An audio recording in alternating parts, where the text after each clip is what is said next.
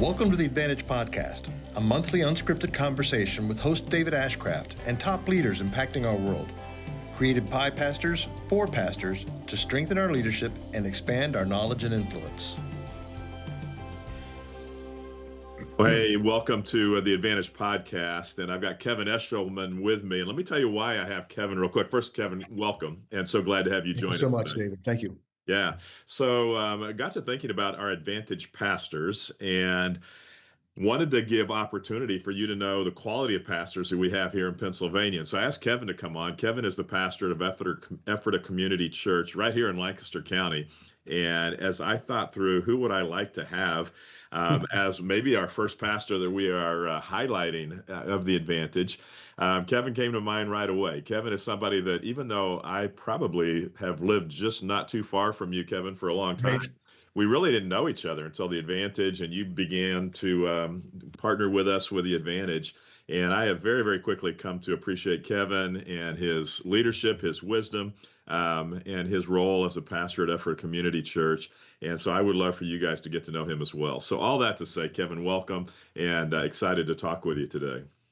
Well, thank you so much, David, and thank you so much for given me this opportunity just to talk with you and to talk with everybody who is listening as well. But so much appreciate both LCBC and the Advantage, and just think of the standard of ministry, the heart for the lost that has been really imparted to this region in Pennsylvania and beyond, just simply because of the desire to reach the lost. And so thank you so much for setting that example and doing some of the hard things that's required to set that as a high priority, as well as to the way you're facilitating the Advantage of just the resource sharing, again, for the sake of reaching the lost. Grateful to be a part of it. Yeah, well, thanks for saying that. And I, just so everybody knows, I didn't invite Kevin on to talk positively about the Advantage or LCBC, but thank you for those comments. I appreciate it. So, Kevin, just so people know who you are the senior pastor at Ephrata Community Church. Describe maybe the church a little bit, and then I'll ask you a little bit about your journey as senior pastor there. Sure. Ephrata Community Church is in downtown Clay, Pennsylvania, Clay Township. Started in the year 1977. And it actually started as a house church, a couple of people just meeting together. They were coming from church backgrounds in which, even though they had friends getting born again and saved, they didn't fit into the typical local congregation. So they felt like what they needed to do was form a new congregation where that could minister to those folks as well. So we began meeting in a barn in 1977 and would have expanded. Did you say bar or barn? It was, yeah, barn. But okay. I didn't clarify that. Both could be appropriate. Yes, right. But began meeting in a barn and would have actually obtained our first building in 2005. And God has just been exceedingly good to us. Sometimes because of us, most of the time in spite of us, as we were trying to find our way and just doing our best to serve the Lord. And I think he's just been exceedingly good to us. We're a congregation now of about 3,500 people. And over the course of the past 20 years, I think there's been 4 church plants that have come from the as well. And we hope to do many more in the future. But God has just been exceedingly good to us. Yeah, very good. Fun to hear that, Kevin. And describe when did you step in to Ephrata Community Church, and when did you step into the role of senior pastor? Yeah, well, mine's been a little bit of a journey. I had no intention of being a pastor, and had a different, if you would call it, career track or different life plan. I loved farming, grew up on a dairy farm, and loved farming. Had my intention to farm for a living. And so I can't say that I had a specific call to be a pastor, but I did surrender my life to the Lord and said that I would obey him in whatever assignment he would give me. And his assignment turned out being a pastor. So how old were you at that point? Because being a dairy farmer, I know a number of them. They say they typically won't say it, but I think it's one of the hardest jobs you can have because you can't leave the farm. Yeah, you cannot. Pretty well wedded there to the farm and to your cows. So Yep. Yeah, so that was 29 years old when that call to ministry came. Right. And I ended up actually I was a bivocational or actually self-supporting pastor in farming for about 5 years. Wow. Okay. And then realized that this is not going to work. If pastoring is my primary call, then I need to step into that and needed to make that adjustment. So it was pretty major life adjustments at that point. as well. And one kind of funny story I like to tell is with my wife, Stephanie. We've been married now 39 years. So she's the youngest. There's 8 kids in the family. She's the youngest. When she was about 10, 11, 12, one of her older sisters was in college out of the area and came home with a boyfriend. And this boyfriend was in planning on being a pastor. And so Stephanie, as an unfiltered 10-year-old girl, simply made this statement at the dinner table that night that if I ever date anyone who wants to be a pastor, that relationship is over. Like I would Is say that no. right? So God had her marry a farmer and who later became a pastor. And she's a great pastor's wife. So So she came around at some she point then. came around. She had an image of what a pastor's wife should be, and she felt Yeah. she couldn't do that. And she's learned to be herself in ministry, and she's a great pastor's wife. So Yeah. let's talk about that a little bit because that's one of the big deals in churches is spouses. I know that when we hire people at LCBC, I know that when I think through who I'm looking for on staff, the spouse is almost as important as the person Agreed. we're hiring, whether it's the husband or the wife, whichever direction it's going.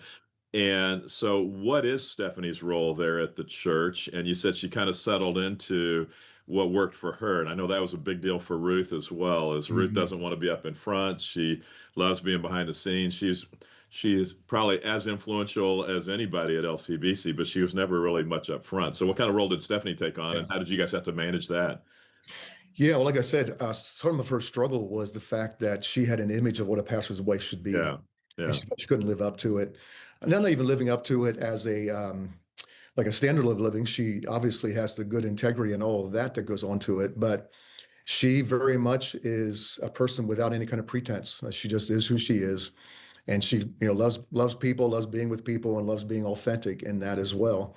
And she really just needed to come to a place of peace that when God's calling us to ministry, which is really ultimately what it is, that God is aware of who she is, and she can be fully herself and be herself in that role as well. So she would be in the same place where she prefers to be as Ruth, where she would prefer to be behind the scenes.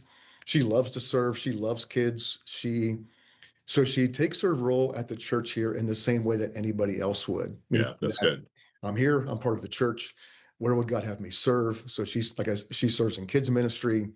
She served in the cafe. She loves being with people and praying with people, and so it's all very natural to her. Yeah. That's great. Yeah. That's good. So would most people in the church know who she is, Kevin? I think most people would know who she is. I'm not sure that most people would know her. Yeah. Okay.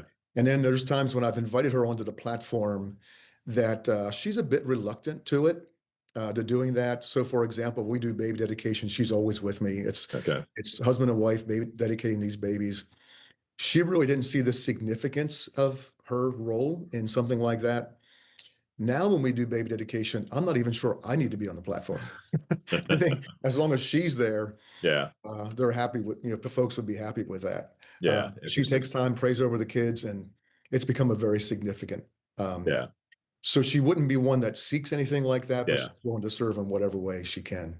Yeah. So that's very much our position as well, or had been our position, where Ruth is, and what we say for all of our spouses, whether it's husband or wife in the church, we're not hiring both of you, but we want that spouse Mhm. to be involved in the church the same way we'd want anybody else that's volunteering in the church. Right, And so find some place to plug in and serve, but we're not expecting you to do things abnormal to what anybody else would do. right. Now, Yep, what about kids? You've got kids, and so yep. how have they done? Did they feel pressure being a pastor's kid? Because we always hear these stereotypes of, oh, pastor's kids are always going to struggle. So how's that been for you and your family? Yeah, they are now adults. So Steph and I married 39 years. Daughter's 35, married with 2 boys, and a son, 33, married with one son. And I feel like they've navigated that relatively well. In the early days, we would have been in youth ministry. So they'd have been, 7, 8, 9, 10. We're in youth ministry. We just kind of drug them along. Like so they actually saw that as, oh, isn't this cool? We get to be with the big kids. And they were able to experience things earlier than what other people their age were Mm. able to Yeah, experience. And so part of that they enjoyed. But then there is the reality of, as a pastor's kid, you're going to be aware of things that most people would be protected from. And so we've tried to do our best in protecting those things that might be harmful to them, but also allowing them to see enough to see the work of the Lord in that yeah, as well. And that's so cool. it's been good to navigate. I wouldn't say that we've done that perfectly by any stretch of the imagination. Our kids are doing well. They're well with the Lord and well with the church as well, active in the church. So still And at your church, it's Effort actually, Community. not well. One of them is, and one of them is not. But they're Okay. active in their local churches, Yeah. Good. Good. and so I feel like they've navigated that well. And Yeah. they, even to this day, as they're in their 30s, they know even a little bit more from an adult perspective, some of the stuff that we face and you face as a pastor. So their eyes are wide open to it. Yeah. I feel like they've managed that well. That's cool. I actually heard Andy Stanley say years ago that he loved to hire pastors' kids on his staff because they do know more about how church works and what's going on. Yeah, And I even remember when I was at Dallas Seminary and being around some of the other students there that didn't have they came to know the Lord. A lot of them through crusade or things like that in college, hadn't really ever been in church. And so I felt like they were way behind as far as just understanding what church is about, how church works and things sure. like that. Yeah. Yeah, interesting. So your trajectory, Kevin, you came into the church at Mm. 29. At what point did you become senior pastor? Yeah, well, because it required major adjustments, I ended up going back to school later on. Okay. Would have joined the church here. It would have been in the late 1990s. I would have come to the church not as seeking any kind of role, of course. Matter of fact, I still have my membership application on which I volunteered to serve in youth ministry and to be an usher. Okay. That was my areas. So Interesting. they didn't have a checkbox for senior pastor. So I was, Yeah, yeah. So you'd put that down then. and so it ended up just looking for opportunity to serve, and doors opened up, and even some of those doors I took with a level of reluctance, of course. Around the late 1990s, I began serving as an elder here. No. And at that point, I was serving with Lancaster Youth for Christ as a ministry role in student ministry in public schools. And then a role would have opened up as a part-time mission or not mission ministry director in 2003. That later became executive pastor in 2005, and would have begun transitioning into the lead pastor role probably 2010, 2011, with that finishing in 2014. Yeah. Okay. So Yeah. what I love hearing in your story, Kevin, oftentimes we think we don't have the right people to bring on our teams or the right people to Mhm. be on our staff. And so there you were at 29, somebody that hadn't really been involved, at least vocationally in church full Right. time. And yet you've evolved and developed into what I think is a great senior pastor. And so I think the challenge for all of us is to find Kevins in our congregation and realize they're there. We just oftentimes don't see them and don't give them opportunities and don't give attention to help develop them. And so that's cool that you did that, and real fun to watch your trajectory from that standpoint. And it's one of the challenges, frankly, of a larger congregation. Yeah. When you're a congregation that's smaller, some of that will be a little bit more obvious. Yes. Larger congregation, it's a little bit harder to call those folks out. And I once had a ministry advisor, that would just simply say, like, those are the folks you need to call out because they won't put themselves forward Yeah. necessarily. They won't be the ones that are clamoring for a position, Yeah. but those are the ones that you're looking for. And my radar was always up looking for Yeah. people like you, Kevin. And actually, one of the jokes around LCBC, we were acquiring a church that was going to become part of our congregation in a merger. And one Sunday, I happened to be walking through the atrium. It was real crowded. There was a young couple walking towards me. I saw them, introduced myself to them, and then we kind of passed on. And later I said to somebody, we need to hire that guy, or that's somebody we need to be looking at because he just really seemed sharp. And then after we did some digging, found out he was actually already on our staff because he had merged with Okay. this other church, or he was going to be on our staff. But it's just constantly looking and just having our eyes open and looking. And to your point, as we get bigger, it is hard to even know who's out there.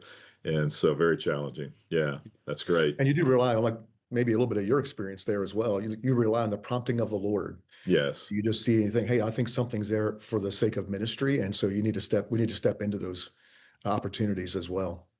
And even when you ask people about somebody you just catch off, you just happen to see, what's fascinating to me is sometimes people will know somebody so well that they know their strengths, their weaknesses. And so all they're focused on is their weaknesses. And so then you Mhm. have to kind of decipher, is it, which is the more predominant, is the weaknesses or is it the Yep. strengths? And is it just that person knows them only because of the weaknesses? And then you Right. have to decide, do I risk still kind of plugging in with them or jumping in with them? So yeah, Yep. interesting. Exactly. So your role as senior pastor, have you enjoyed that? And what are the parts that you enjoy most about being a senior pastor? Yeah, I would need to be honest to say that I didn't always enjoy being a pastor. Okay. Um, so initially in the early years, in the early part of that, I knew my assignment from the Lord. I knew what he was asking me to do, but I was still reluctant in it. Hmm. And, um, and there would have been even times when I just thought, God, would you please release me from this responsibility? And I would need to say now, Hmm. I truly love being a pastor and love being a pastor of this congregation, but it was as a pathway to get there. Interesting. And uh, it's hard to imagine, as a pastor. I mean, I think it's true for all of us that invest ourselves in the kingdom, whether that's in church work or business, let's just fulfilling our role.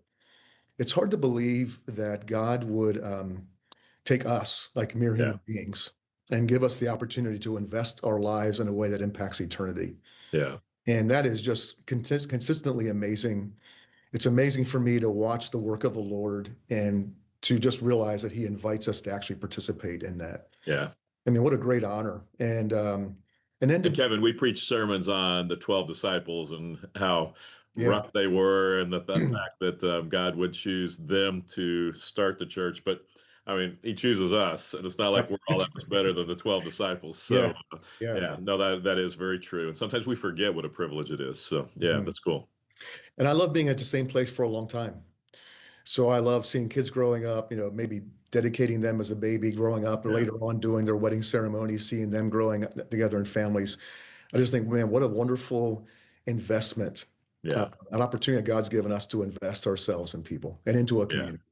That's great. That's great. Do you enjoy the preaching part? Do you enjoy the leading part? Where are your strengths and what do you enjoy the most? I think for myself, I think when it comes to even spiritual gifts, I think pastor is probably the lead for me. Okay. So to communicate the word, I enjoy that, and to be with people and to pastor people. So even personally, as an introvert, personally, where I need almost like I need my personal space when the time comes, Yeah. I do love being a part of all of our weekend services and being there and being with people. Um, I don't know what it would be like just to go to one service on a weekend. I don't know how that Yeah. would be. And that would Yeah. be a bit of adjustment. I don't view it as a challenge and all of that. I do think the growth edge for me is actually in leadership. So there comes a time, of course, in a congregation as it grows that it really is about leadership, and it's about primarily leading. So leading staff to lead people, to lead a congregation. And that would probably be not the most natural thing for me. That's where I've needed to Interesting. be a little bit more focused and to grow with intention, and to get the coaching that I need and to get the input I need from outside. I would say it does not come natural to me. So I still enjoy that. I love the Yeah. challenge, but it is something that does not come naturally to me. That's good. I want to come back to that in just a moment. Um, what are the things, though, before we get to that, what are the things that are exciting to you now at Effort a Community? And then I'll ask you the reverse, if you're willing to share, what are the Sure. challenges that you're Yeah. facing right now? Yeah. But one of the things I think is most exciting right now is I do believe, and not only do I hear this from us, but I hear this from other congregations as well. There is a very significant hunger in our culture for that Hmm. which is firm, Yeah. which is unchangeable. So Hebrews 12 speaks of, the nation of Israel at Mount Sinai, and the Lord says, "Once again, I will shake all things." And so we live in a time where people are shaken culturally, government, healthcare. Like there's almost like every major institution to one degree or another has been shaken. But in Hebrews 12, it simply says, "So that what cannot be shaken remains." And so it's to make that the kingdom of God, which cannot be shaken, and to make it obvious. And I Yeah. think people are really searching for that. So I love the hunger that's there, that is for the gospel. We're seeing an increase of people committing their lives to the Lord. That's And I great. feel like if any congregation is willing to consistently share the gospel, they're going to see people getting saved because the Yeah. hunger is just out there. And so the hunger to really latch on to these things are eternal, is significant. I love that part of the season that we are in right now. So when you say a church willing to share the gospel, do you share the gospel every weekend at Effort Community? And what does that even look like? Yeah, I would say that we share the gospel probably 98% of the time. If we Okay. would get through, if we would get through several weeks if we would get through 2 to 3 weeks and no one has gotten saved, we would begin to think about, are we not clear? Okay. Um, and when it comes to counting salvations, we do that by they're letting us know in the Connect card, they're somehow getting in touch with us. Okay. So it's, while I appreciate, hey, raise your hand if you're giving your life to the Lord, that's not what we're counting. We're counting people that actually respond in some Okay. way to us Okay. so that we can then be back with them for a level of discipleship that can happen around all of that. Yeah. Okay. So it's pretty firm numbers. Yeah. Yeah. But if we go Interesting. through 2 or 3 weeks, we're thinking about like, are we not effectively communicating the gospel? Is there Yeah. something that we're missing? Is it not clear? And in our weekend services, we want to allow freedom for us to do that in various ways. Um, so routine is good, and routine can be passively equipping the congregation to share Yeah. their faith as well. That's But good. we try to do that in various ways just to make sure the gospel is there. I appreciate you saying that, Kevin, because sometimes I think we try to outsmart ourselves as pastors and church leaders, where we think we've got to be so creative that we can't say things the same way more than just a couple of times. And yet, Mhm. by doing that, or by not having that routine, as you said, then we're not ever giving our people a sense of knowing here's how it's done, or here's what to say, or how to think. Yeah, And so I love the way you talked about it as routine, because I think that's huge. yeah, And I don't think we always have to be cute and change everything up all the time. So, yeah. yeah, Yeah, that's I tell good. the folks around here, I said we want to saturate the very environment with the gospel of Jesus Christ. That's good. The kids ministry, all of it. We just want to saturate the environment with that. Yeah, very cool. Kevin, what are some challenges that you're facing? I would say, actually, as I've already mentioned, the leadership challenges are Okay. it. So, as a part of a congregation that has, once been smaller and now is larger, as the lead, you have to be very careful about what you hang on to and what you let go of. Yeah. Um, because you carry a level of intuitive knowledge that just is the way that it's there, but then it has to get out of us if it's going to be in someone else as well. Yeah. They Yeah. carry that alongside of you. And that's of course a leadership skill, to be very reflective about when we do things a certain way, why do we do it a certain way? Yeah. And then and really be clear about it and be able to communicate that so others can pick it up and carry it. So I have some good people around me that will ask the why questions all the time. And I'm not irritated by that. I know why it needs to be done. And I know that it's critical. And so I do appreciate them asking, okay, what are you after here? And what's the point? And why are you asking us to do this one specific thing? What's the why behind that? And but it's the growth edge of leadership of, what's the proper structure for the next thing? How do you properly steward what God's given and entrusted into your hands? That's the challenge right now. Yeah. So I love that you talk about people asking you why, and it can be irritating at times. And it's frustrating for me because sometimes it's like, I don't know why. It's just the way it seems right. And so Right. having to figure out how to verbalize it. And there's some leaders, Larry Osborne is one that it flows off his tongue and he can come up with all these different analogies. It's been more work for me to figure out, okay, how do I Mhm. express this to somebody else? But that's part of developing staff and leaders and team. And that's part of succession, is helping people understand how you think so that they can continue on in your tradition and things like that. So no, that's interesting. Exactly. It does not come natural for me either. Yeah. Well, I need the folks asking the questions. Uh, Yeah. and I do like sometimes they'll ask that question in front of others. And so they'll even know the answer, but I'm not communicating it well. So in an environment, they'll ask me that question so that it comes out the way it needs to. But I need that. I tell folks around here that I'm a better question answerer than Yeah. information giver. Yeah. And That's so I good. said, you have permission to ask me any question you feel like you need. And so I'll get, emails from certain folks. They'll say, hey, because you're a better question answerer, here's my question for you. That's good. I like that. Yeah. But I'm That's not real always good. sure what people need and Yeah. what's known and what's not known.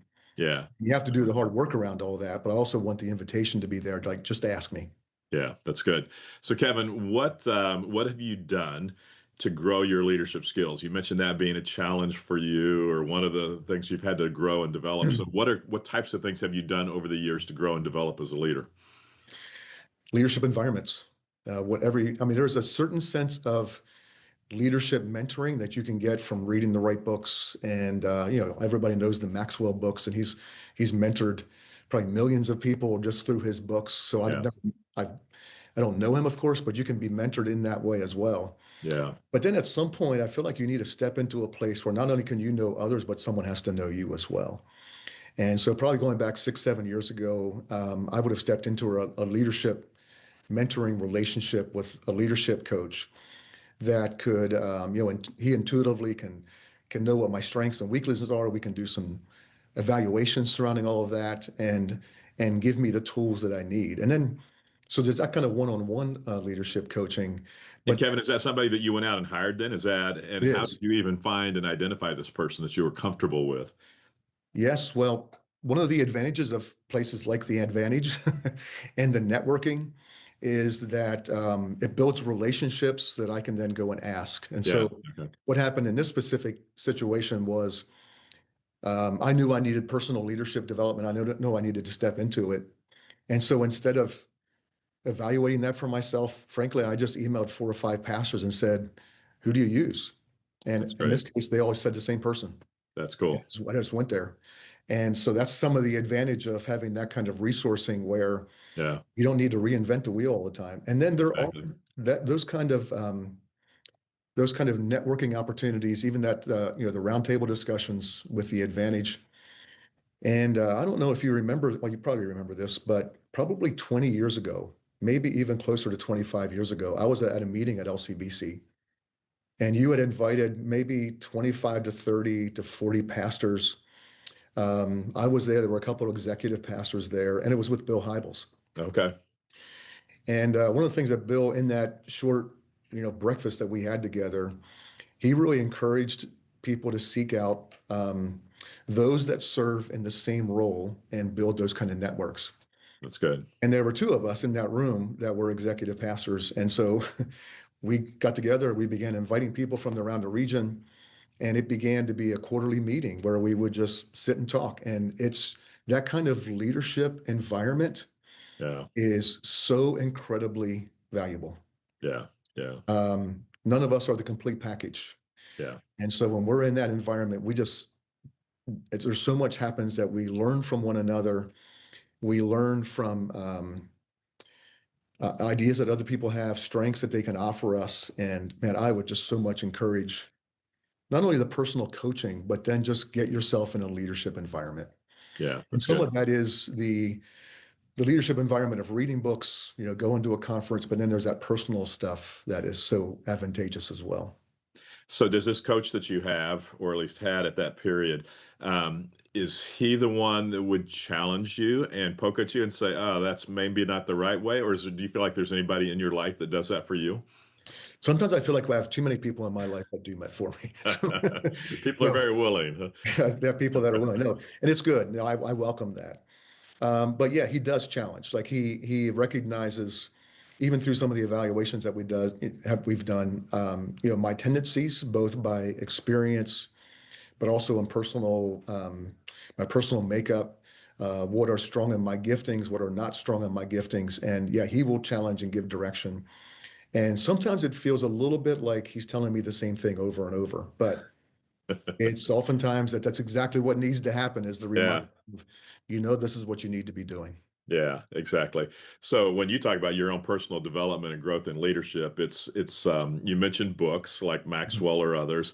I'm sure it's probably listening to now maybe podcasts, but before it was cassettes Right, or CDs. right. So it's listening, learning from others that way.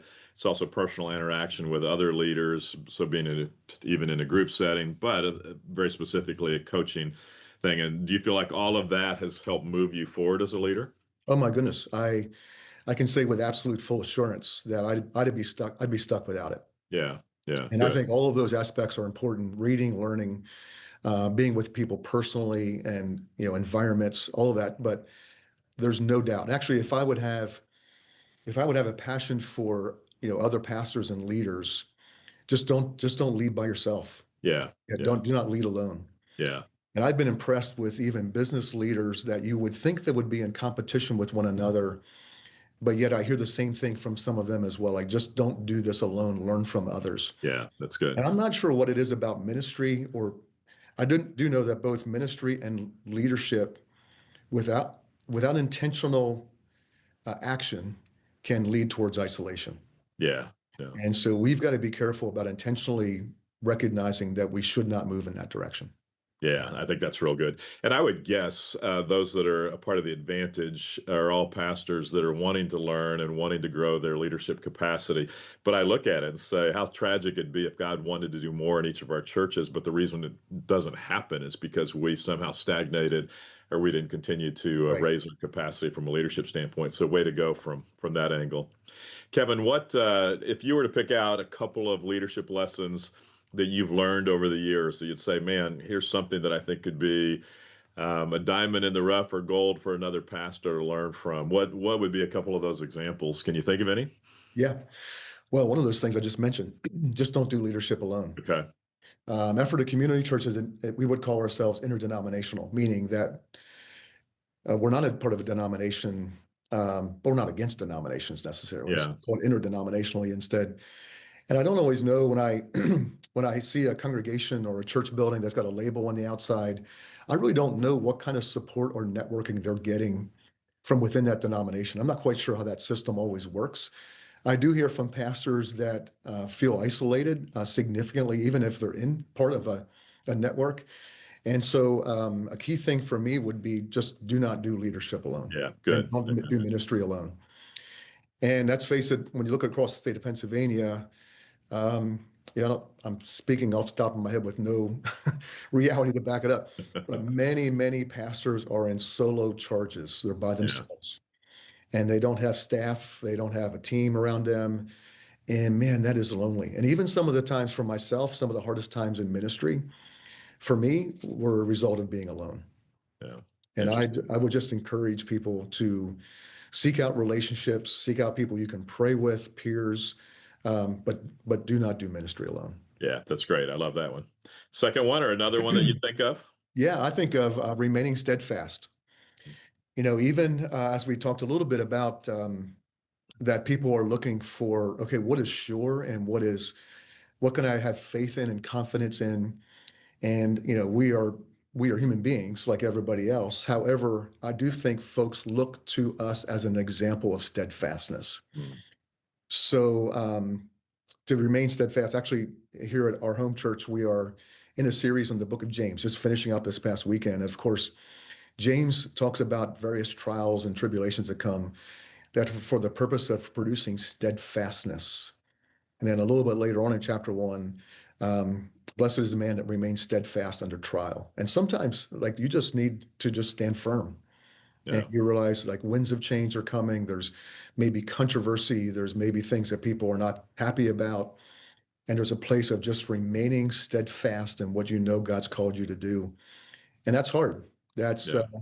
that's very hard. And in both of these two that I've mentioned so far, I think they both in my own life came from, you learn under trial as much as you do, and probably more so in the times that are good. So I recognize that me doing ministry alone is not good, not healthy for me.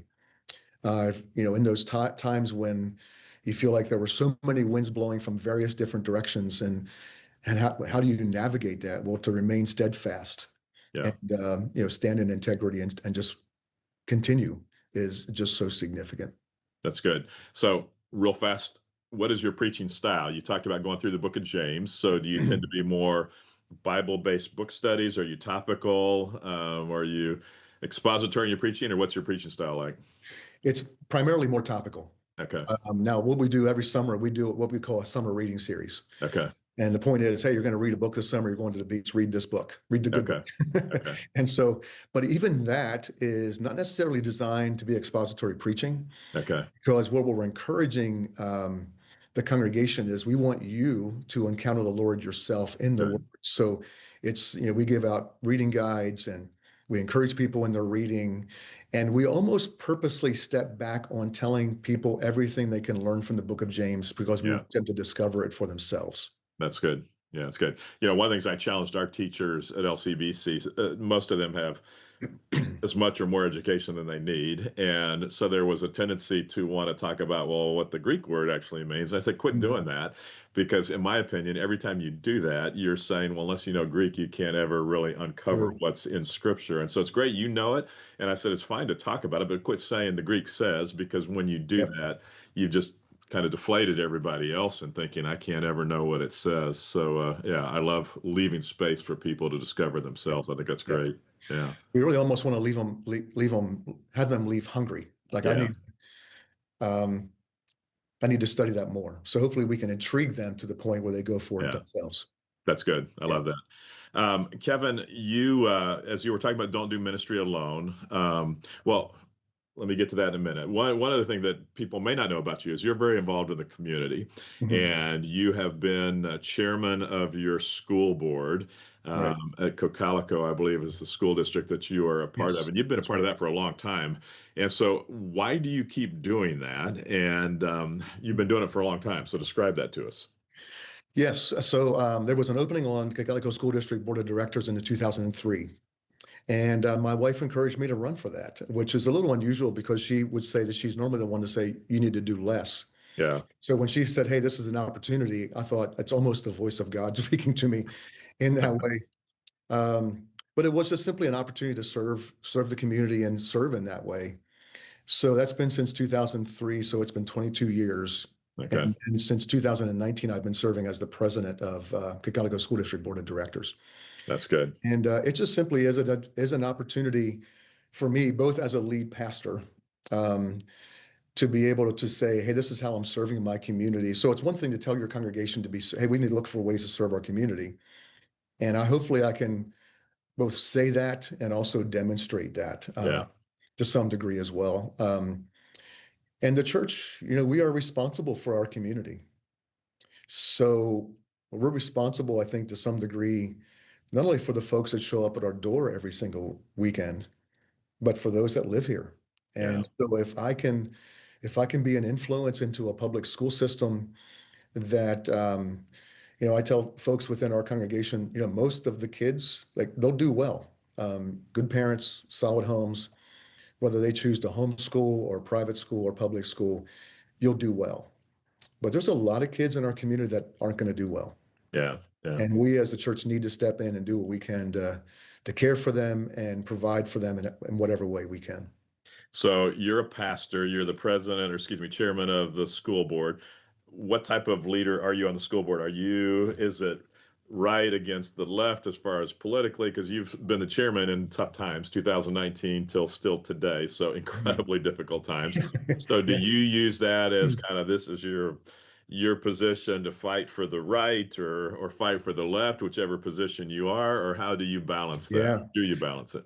I do not do any of that. Okay. Um, so recently, we would have had a couple new people step on in recent elections as well. And so there's an orientation, myself and the vice president and superintendent do an orientation of, hey, this is how we operate. And so one of the things I would have shared with them was, you won the election as a whatever party that is, you are no longer that.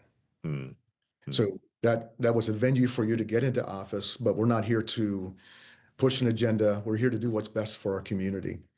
And one of the guiding principles from me in the community is that local property taxes, which everybody knows, that's what primarily funds local public school systems. So our local school, it belongs to the community. Hmm. And so there's a place of we reflect the values that are in our community because we're there to represent them. Yeah. So it's not about being a Republican or Democrat or an independent. It's about how do we properly steward taxpayer dollars, the resources that we have in a way that best reflects the community and serves our community well. Yeah. That's good. So we try to keep all that out and just do our best to steward what's in front of us. Yeah. Good for you. Well, way to go for being involved in the community in that capacity for so long. That's pretty Thanks, Mike. important. I enjoy it. Yeah, good. One last question, Kevin. One of the things that we're challenging Advantage pastors to do is to reach out, and you've been talking about don't do ministry alone. And so we've been challenged to reach out and pull together 8, 10, 12 other pastors in each of our communities and get together and just do ministry together, talk about what it looks like. And I know that's not a new concept for you. You've been meeting with pastors for a long time, but how is that going for you? Is that working for you? And is that natural? Is it uncomfortable? But describe what it's been like for you to pull some pastors together Yeah, and meet together. yeah. Well, first of all, David, you and your team have made that very easy. And what I mean by that is we just follow your example. We just we just kind of plug and play. We're just going to do the same thing. Mhm. And so myself and Pastor Dan Golnack here, we just thought through some relationships that we had that were somewhat natural that, maybe we knew them or maybe they had already reached out for a level of coaching. And we just put a list together. We actually cast the seed pretty wide because we weren't Okay. sure what kind of response we would get. So And how'd you cast the seed? Did you call and invite, or did you send emails, or how did you cast we that kind of seed? did a little bit of all the above. So it would Okay. have been like they would have already known us. So it wasn't Okay. necessarily what you would consider a cold call, Yeah. but they would have first received a letter in the mail to say, hey, would you Okay. consider this as what we're going to do? And then an email to follow up. What are you thinking about that? Do you have any questions? And then it would have been third, like here, we're inviting you to a specific date. Okay. We probably had a 90 to 95% positive response to that. Cool. Cool. Um, and even those who weren't able to be a part of it, sometimes it was a scheduling issue or something like that. Yeah. But we did. Now I know when the Advantage roundtables get together, there is both. You bring hey, what's one thing that's going well? What's the one win? What's the one challenge? And we followed that same format. Very informal. I know that when the Advantage roundtables get together, you oftentimes bring a topic that's is current that you can bring as well. And we have not done that part at this point, although I think that we probably will. Yeah. But man, great conversations that have occurred, Good. great encouragement that's occurred. We also have a significant portion of it that's relational. Yeah. Right? We're together and talking. And I feel like one of the things that does is that if John over here and Joe over here, they can get together outside of us. They don't Yeah. need us to Yeah. facilitate and the relationship. And a good bit of that is happening, That's which I'm very cool. grateful for. Even in the topic around the table, they will hear that someone's a little bit further ahead of them in a particular topic, and they'll go after it and get it. But And it's if been a I'm not good response. mistaken, yeah, and if I'm not mistaken, you had such good results that don't you actually have two groups that you're meeting with? Is that what I heard? We Or Yes, we do, yeah. and that was based a little bit on church size. We felt like depending Okay. on the conversation, it may not be relevant to everybody in the Okay. room, Yeah. and so we tried to get groups that were together the conversation would be most relevant to all that were there. Yeah. Well, Kevin, if I could encourage all the rest of the pastors for the Advantage to follow your example that way, I think what's amazing is we tend to think, oh, I don't have that much to offer. Other pastors aren't going to want to learn from me. And yet, I guarantee every single Advantage pastor, somebody's watching you. There are younger pastors, pastors in different sized churches that would love to have opportunity to meet with you. And it sounds like you're doing this. I would just encourage everybody, don't make it harder than you need to. Yeah. It truly is just saying, let's get together. It doesn't even have to be over a meal, but meal seems to soften it sometimes. And so let's get together over a meal and let's just talk and Yeah. get to know each other. And you mentioned for us at the Advantage, we'll usually have a topic. And so we do. The way that even started was I would always, being an introvert myself, I didn't want the conversation to lag. So I always in my back pocket had something in Yeah. case the conversation lagged to be able to pull out, but it never does lag. And so, yeah, so way to go for doing that. Just appreciate you very much, Kevin. Again, your longevity in leading as a pastor, your spirit, your wisdom, very much appreciate you. And it's fun to be able to have this opportunity to let others that are part of the Advantage get to know you, and wish you well as you continue in the days ahead at Effort Community. And may God continue to bless what you're doing there. Thank you. And I appreciate that, David. And again, appreciate your example, who you are, the work that you're doing at the Advantage, and the vision of seeing Pennsylvania reach with the gospel of Jesus Christ. This is our home. This is our responsibility. And we need every congregation healthy and strong, regardless of the label on the outside. And we can all be who God's called us to be. We don't need to be the same. We don't need to be a copy. We Exactly. all have one vision of reaching people for Jesus Christ. And so I appreciate you and the Advantage of casting that vision across the state of Pennsylvania. Yeah. Thank you, Kevin. Thanks for the time today. Appreciate it. Thank you. Thank you for the opportunity. Thank you for listening to the Advantage Podcast with David Ashcraft and for participating in our goal to strengthen and encourage pastors and their churches so more people are introduced to Jesus across Pennsylvania. If you found this helpful, feel free to pass it along. To find out more about the work of The Advantage, visit our website at theadvantage.org.